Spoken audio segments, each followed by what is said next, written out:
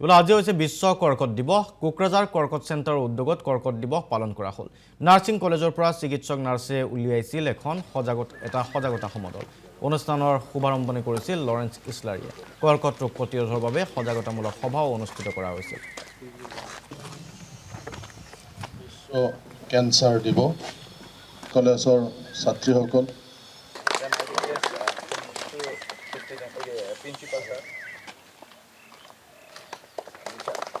Cancer day আৰু এইটো আমাৰ ইয়াত কোকৰাঝাৰ কেঞ্চাৰ হস্পিটালে আজি বিভিন্ন কাৰ্যসূচীৰে এই দিৱসটো পালন কৰিছে।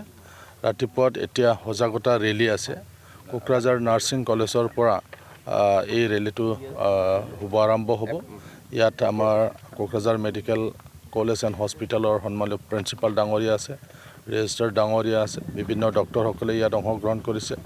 নাৰ্ছিং কলেজৰ ছাত্ৰীসকলে ইয়াত অংশগ্ৰহণ কৰিছে।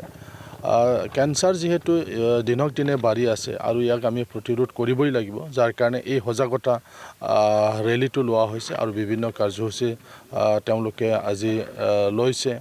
গতিকে মই ভাবোঁ যে আমি সকলোৱে এই দিৱসটো আমি উদযাপন কৰাই নহয়, আমি উপলব্ধিও কৰিব লাগিব আৰু যাতে আমি সকলোৱে যিসকলে এই বিভাগৰ লগত জড়িত আছে বা যিসকলে সমাজসেৱকসকল আছে, বিভিন্ন NGO আছে, আমি এতিয়া মানে কেঞ্চাৰৰ প্ৰতিৰোধ কৰিবৰ কাৰণে বিভিন্ন আমাৰ সজাগতাৰ আমাৰ প্ৰয়োজন হৈ আছে। দিনক দিনে যিহেতু বাঢ়িছে, বিভিন্ন গাঁও ভূঞে আমি দেখিবলৈ পাওঁ বিভিন্ন ধৰণৰ কেঞ্চাৰ হোৱাটো আমি দেখিবলৈ পাই আহি আছোঁ। তো সেইকাৰণে আমি ইয়াক প্ৰথমতে যাতে আমি ইয়াক প্ৰতিৰোধ কৰিব পাৰে, তাৰ কাৰণে গাঁৱে গাঁৱে ঘৰে ঘৰে আমি ইয়াৰ সজাগতাটো আমি কৰিব লাগিব। তো আমি ইয়াতে বেছি এম্ফাচাইজ কৰিব লাগিব।